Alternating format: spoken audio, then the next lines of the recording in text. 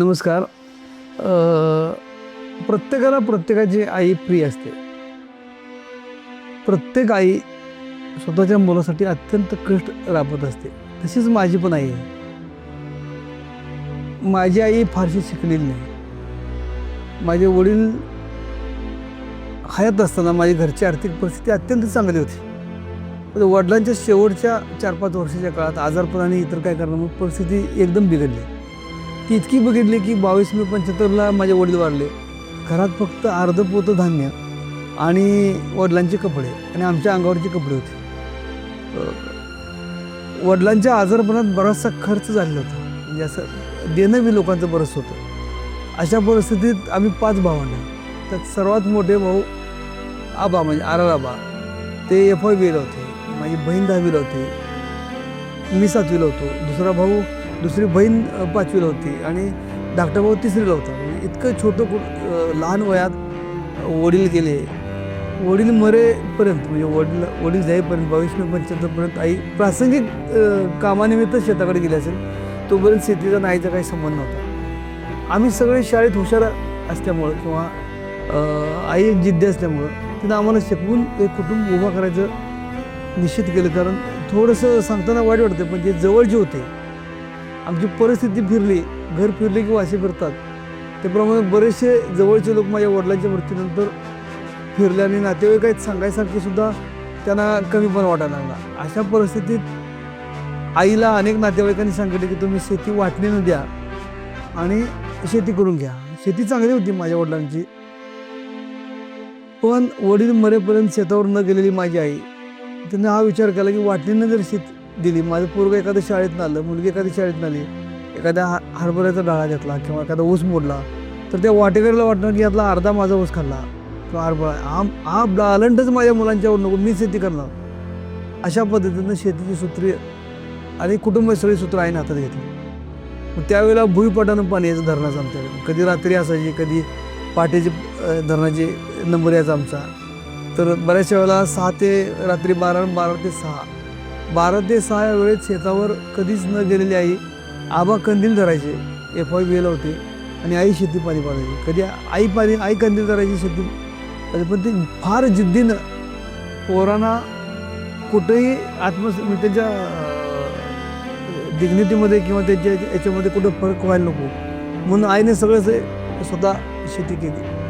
आम्हाला शिकवलं. भावंडाचे बहिणींची लग्न केली. म्हणजे माझ्याकडे पैसा नाही हे वाक्य माझ्या आईनं मला कधी आयुष्यात ऐकून. काय वाटेल ते करायची तयारी, कष्ट करायची तयारी असायची. काही नातेवाईकांनी मग माझ्या मामाने काही चुलत्यांनी मदत केली थोडी उतरी. पण जिद्दीनं आईनं आम्हाला उभा करा. जिद्द काय असते, कष्ट काय असते किंवा आत्मस्मरणानं कसं राहायचं हे आईकडं अगदी लहान वयापासून आम्हाला शिकायला मिळालं. म्हणजे ज्या घरामध्ये वडील वारल्यानंतर फक्त अर्धं पोतं धान्य होतं आणि वडिलांची मयत झालेल्या वडिलांचे कपडे होते, त्या आईनं आम्हाला इथंपर्यंत पोचवलं. आबा राज्याचे उपमुख्यमंत्री झाले. 10 वर्ष सर्वात जास्त काळ गृहमंत्री, पुन्हा 5 वर्ष ग्रामविकास मंत्री. मी DYSPपर्यंत गेलो. माझी थोरली बहीण MA BEd झाली, धाकटी बहीण BA झाली, धाकटा भाऊ SSC झाला. म्हणजे मुलं अतिशय चांगल्या पद्धतीने शिकवली. तुम्ही शिका म्हणायचे, शिक्षणावरती काय कमी पडू. माझ्या बहिणी MA BEd झाली किंवा BA झाली पण त्यांनी नोकऱ्या नाहीत केल्या. तुम्ही मुलांच्याकडे त्यांची मुलं आता फार चांगल्या केल्या. शेतीतली सगळी कामं आत्तासुद्धा 92 वर्षसुद्धा आई बऱ्यापैकी करते सुद्धा. अतिशय स्वयंभू आहे. सकाळचा चहा तिचा आवडतो रोज. तिला कुठल्याही सुनेनं किंवा अन्य कुणीही केलेलं करून दिलेलं आवडतं. स्वतःच करते. स्वतःचा चहा स्वतः. आणि आबा उपमुख्यमंत्री असताना बऱ्याच वेळेला बरेचसे गेस्ट घरी असायचे.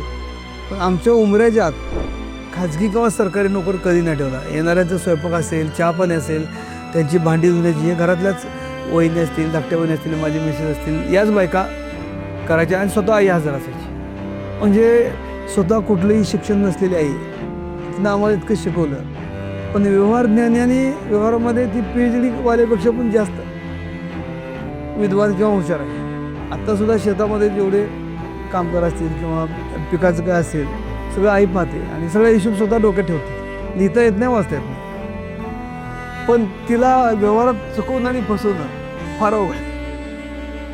प्रत्येक मुलाला जे मला माझ्या वडिलांची कधीच आठवण नाही दिली. आपण कधीच किंवा आमच्या पाची भावंडांना आमच्या वडिलांची जाणीव उणीव कधीच नाही असू दिली.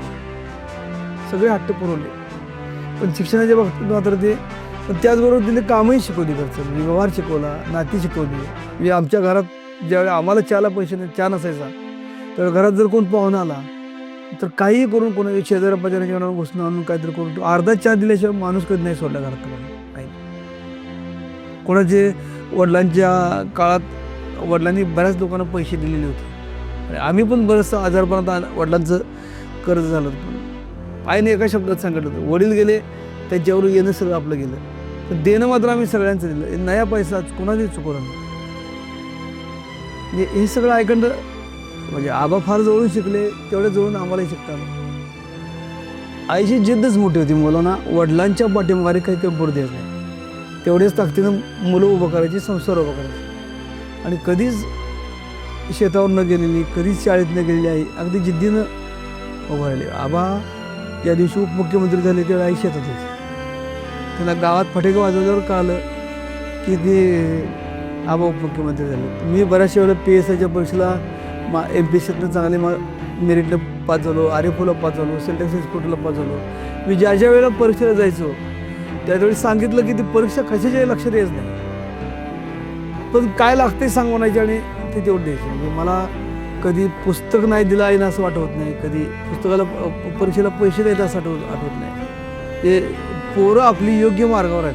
म्हणजे हा जो आत्मविश्वास होता तिला की याच्याकडे 10 रुपये दिले, 5 रुपये दिले तर हा वायपट खर्च करणार नाही, हा पैसा शिक्षणावरच जाणार आहे, 100% ह्याची खात्री यायला होती. त्यामुळे तिनं आम्हाला कधीच काही कमी नाही पडलं.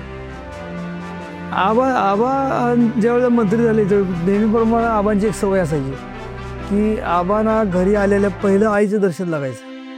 अगदी कॉलेज असल्यापासून ती आबांची सवय होती.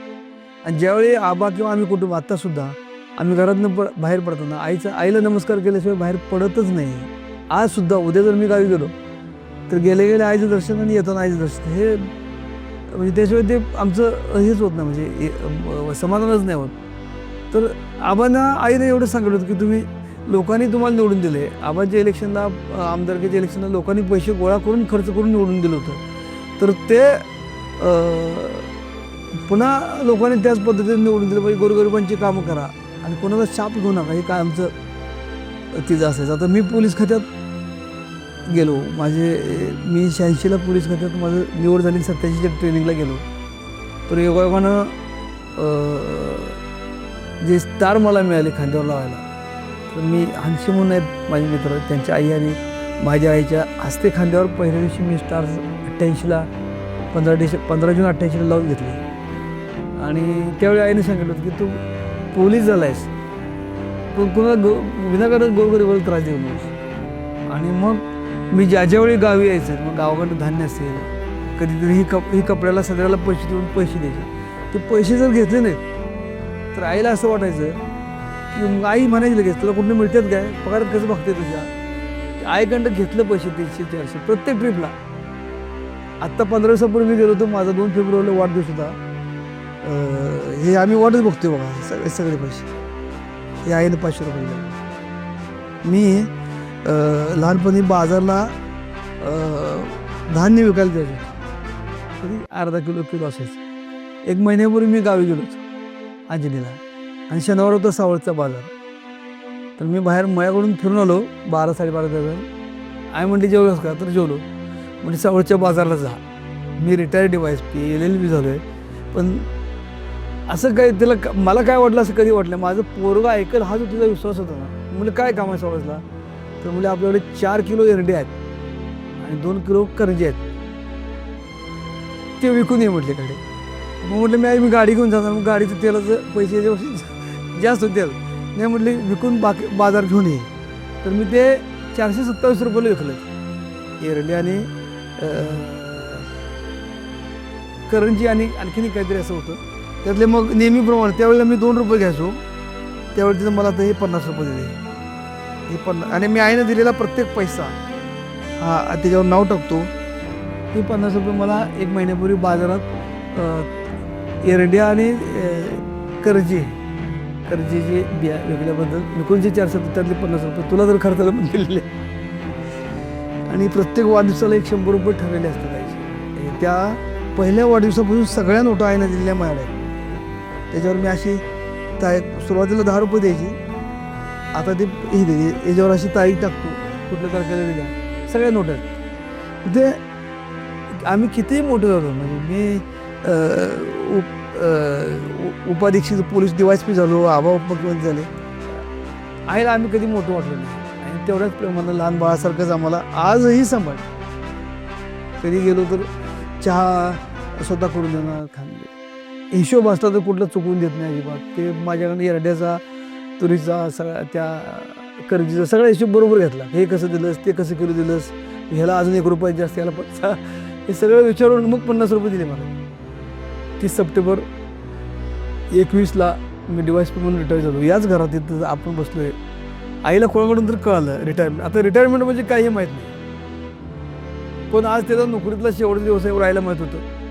आई आली इथं आणि मी आईला इथं वाकून नमस्कार केला. ते फोटो पण तुम्ही दाखवतो मला असतील कुठेतरी. नमस्कार करणं आईला मी जातो म्हणून सांगितलं. आज माझा शेवटचा दिवस आहे. आज संध्याकाळी माझी वर्दी उतरणार म्हणून मी खाली आलो तर इथंच आई गाडीजवळ आली ती मागे, माझ्या अगोदर पोचलेली लोक. मग मी माझ्या आयुष्यातला शेवटचा सल्यूट आईला केला होता.